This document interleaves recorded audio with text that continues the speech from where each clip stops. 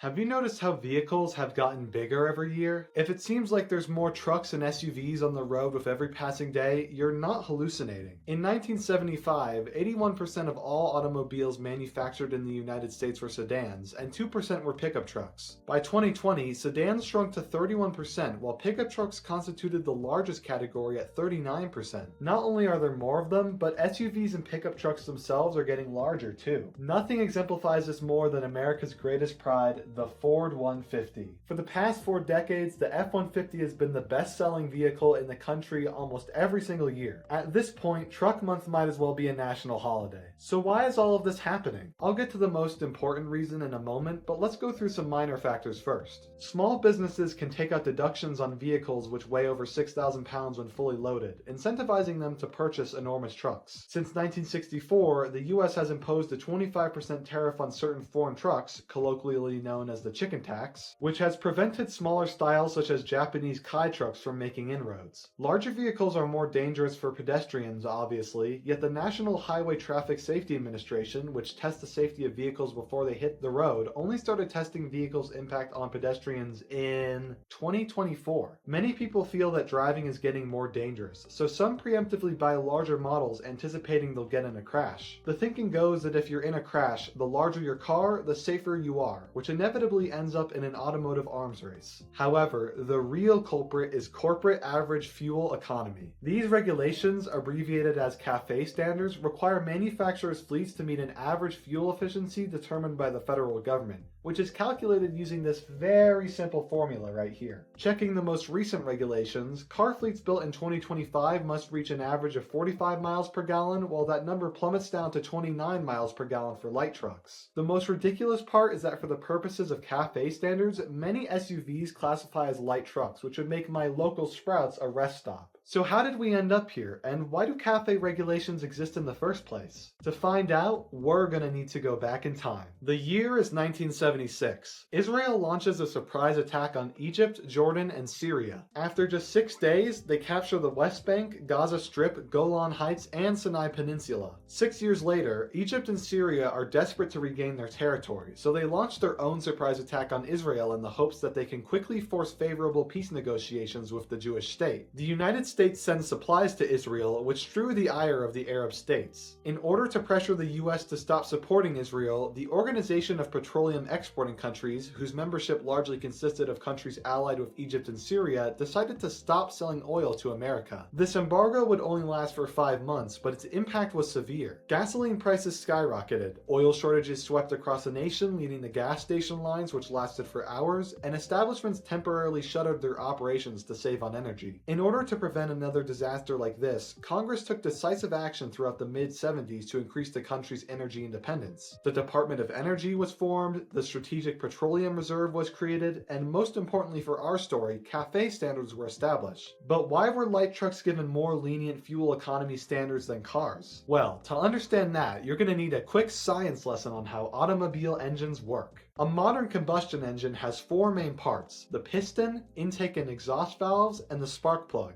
First, the intake valve opens, flooding the chamber with a mixture of oxygen and fuel, which pushes the piston downwards. Then, the valve closes, letting the piston rise, compressing the mixture with it. Once the piston reaches its peak, the spark plug activates, igniting a very tiny explosion, the force of which is applied as torque onto the wheels. This is the step that actually moves your vehicle. Finally, what's left of the mixture is let out of the exhaust valve, which simultaneously pushes the piston back down, restarting the entire process. This is why the government has to mandate CAFE standards, because the best ways to improve fuel efficiency all involve complicated engineering problems, such as perfecting the mechanics of this process, treating the gases which leave the exhaust valve to temper their greenhouse gas emissions, or inventing more efficient lubricants and materials. In the 70s, the only people who were driving light trucks were workers who actually needed them, and so therefore setting equal CAFE standards for both cars and trucks would basically be a tax on workers who had no other alternative. However, the The government didn't foresee that auto manufacturers would simply transform the truck into another form of passenger vehicle, and later on convince the National Highway Traffic Safety Administration that SUVs are actually trucks. So they accidentally created a loophole ripe for exploitation. That's why the vehicles on the road are so damn big these days. That's all for now. I've been Shlant, coming at you with amazing content since 2017. Remember to check out the YouTube channel and subscribe.